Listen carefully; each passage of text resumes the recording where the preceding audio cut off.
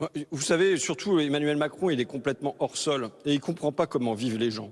On l'a vu même quand il est allé à Dunkerque, là dans l'usine, où à la fin d'un échange avec un ouvrier, il lui dit remettez-moi votre carte professionnelle. Mais enfin, je veux dire, quel ouvrier, quel travailleur normal, quel salarié a sur lui sa carte professionnelle? Donc, il vit dans un autre univers. Et quand il dit je vais au contact, mais justement, quand on est au contact, ça veut dire que c'est très temporaire le contact. Et il ne s'agit pas seulement d'être au contact, il s'agit d'être en lien avec les Français. En lien, regardez comment on peut avoir cette interview. Ce soir, on est dans un pays où 79% des Français nous disent qu'ils se serrent la ceinture, que 43% se privent sur leur nourriture. Et on a un président ce soir qui est très content.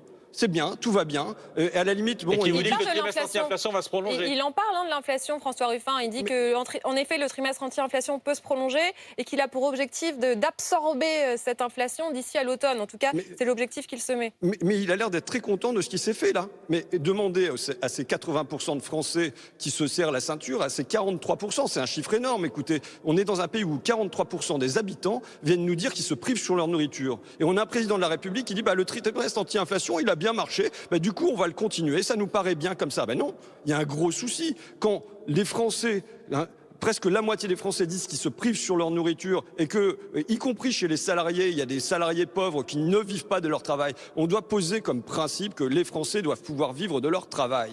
Les Français doivent pouvoir vivre de leur travail. Qu'est-ce qu'il a fait comme annonce, M. Macron, ce soir, qui fait que demain, dans une semaine, dans un mois, les Français vont pouvoir vivre de leur travail? Rien. Vous savez, il y a toujours un espèce de deux poids, deux mesures. Quand il s'agit de faire des annonces pour les grandes entreprises, par exemple, ou les grandes fortunes, et de supprimer l'impôt de solidarité sur la fortune, c'est tout de suite et c'est maintenant. En revanche, quand il s'agit de traiter les problèmes des Français, ce problème de pouvoir d'achat, ce problème des salaires, c'est demain, on verra bien, il y aura des discussions autour d'une table. Quand il s'agit d'imposer aux Français, de dire voilà, vous allez passer de 62 à 64 ans, ça se fait pas dans la discussion, ça se fait pas après de longues tables rondes, ça se fait pas après une consultation des gens en leur demandant s'ils sont d'accord. Non, même s'ils sont pas d'accord, on le fera quand même. En revanche, quand il s'agit, je termine. En revanche, quand il s'agit de dire aux grandes entreprises, vous devez bloquer les prix, là, c'est après des discussions qui sont, qui sont fumeuses, quoi.